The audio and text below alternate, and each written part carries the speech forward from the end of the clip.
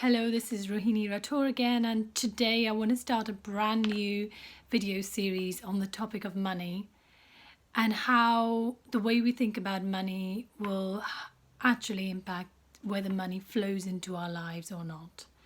So today I want to talk about the 5 myths and misperceptions about money that could be stopping you from creating your own breakthrough. So myth number 1 is money is scarce.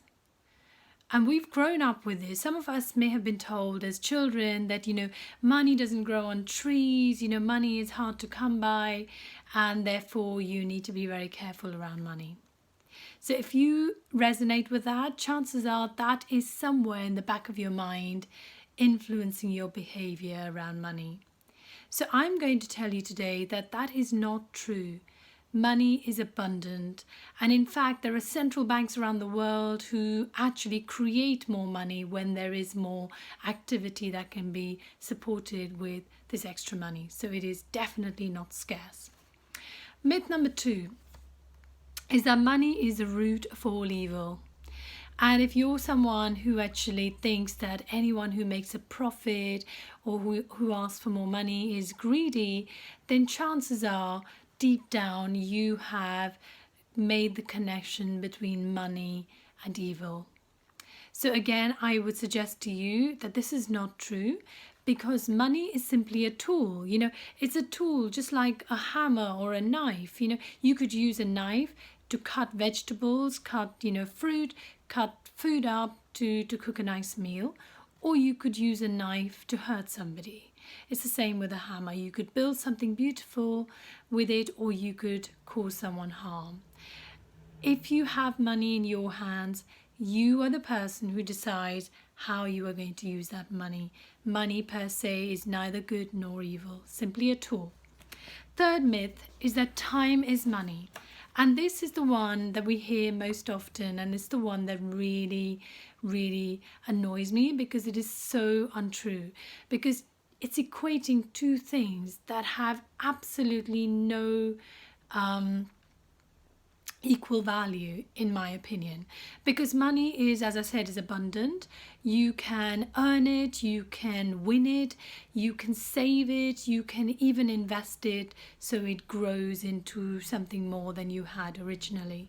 Can you do that with time? I don't think so. I mean, we were all born with a pot. It's this kind of invisible gift that was given to us, and we perhaps did not realize just how valuable it was. We didn't realize that we only had a limited amount of it, that we would never ever know exactly how much of it we had left. And the point is that once it was all gone, that was it. There was no way of bringing it back. So how are you now going to say that time is money? Or, if you're going to sort of be willing to throw away your precious time at events and, things that actually, simply because they're free and they don't cost you anything, I want you to think, how much are you spending in terms of your most precious resource, and is it going to give you the value that you deserve? Would it be better to spend a little bit of money and spend less of your time so you get, a more value for money and not waste your time on things that are not relevant to you? That's a bit of a ramble, but I hope you get what I'm trying to say. That time is your most precious resource. It's also your dwindling resource, whereas money is definitely not. The fourth myth that I want to talk about is that you have to work hard to make money. And this is another one that you hear all the time. You will probably have heard it as a child, and your parents told you that you had to work hard or you would not make any money. And I have to admit that I tell my children the same. However, I would temper that by saying, of course you have to work hard. One is not suggesting that you coast through life and you're going to be successful. But what I'm trying to say is that simply working hard is not going to necessarily draw money towards you. If that were the case, then people who work their socks off, they actually put in more than the job even demands of them. You look at people on building sites, especially in places in third world, where they get paid a pittance.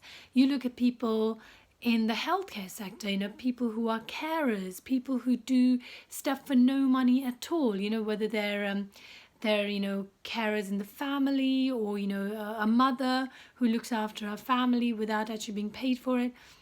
They're working hard, but they're not getting paid for it. So I think the point is, there is something more than just hard work that will determine how much money you make.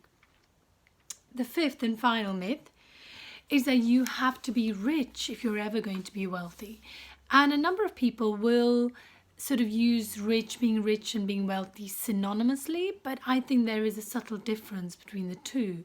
And this is my understanding. So being rich is the things that you have coming into you. So if you're in a highly paid job and you're earning a huge salary, chances are you're quite rich and you have a lot of money at your disposal. You may be wealthy, and wealth is an accumulation of lots of things, including assets that are not necessarily liquid. So you could have a beautiful big house that is worth a lot of money. You could have money in investments that you're not able to get your hands on.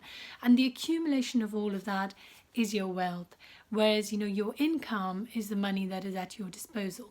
So you can be someone who is very rich and earns a lot of money, but yet when you retire, there's a strong possibility that you are not wealthy because you have not treated your income in a disciplined, in a sensible manner, and you have just spent it all, or you've just thrown it all away. On the other hand, you could be someone in a job that wasn't necessarily a very high paying job. It could have been, you could have been a civil servant, you could have been working in the healthcare sector, or you could have been a teacher. And we know that these wonderful individuals don't always get paid a lot of money, certainly not commensurate to the work they do. And yet, if they look after their money and they sort of treat it in the right way, whatever that means, we're going to talk about that in some of the upcoming videos, is that there is a very strong possibility that even with that small amount of salary, that you can build wealth by the time you retire. So if you've enjoyed this, do join me. I am going to be back over the next few days talking about other aspects of money that may be holding you back, and that if you change your mindset around, could really help you create your own breakthrough. So just to recap, today I've talked about the 5 myths and misperceptions about money that may be holding you back. The first one is that money is scarce, and I'm saying that's not true. Money is abundant. The second one is that time is money, that equating your time with the money you could possibly earn with that time spent on the work you do, that is slightly flawed, because time is a very precious resource and it's dwindling all the time. The third one is that you have to work really, really hard to earn money. Again, hard work is a key to success, but it's not, if you work hard, it does not ergo mean you're going to get more money. The fourth one is that money is the root of all evil, which is also not true, because it's simply a tool, and how you use your money will determine whether you get something good come of it or something not so good. And the last one is, of course, that you need to be rich, i.e. you need to be making a lot of money on a regular basis to become wealthy. And that, again, I can prove to you is not the case. It's all about how you treat the money that comes into your life and how you help it to flow and grow. So if you've enjoyed this, please join me again. I will be back hopefully tomorrow, but if not, definitely in the next couple of days with my next video. Have a wonderful day, wonderful life. Bye for now.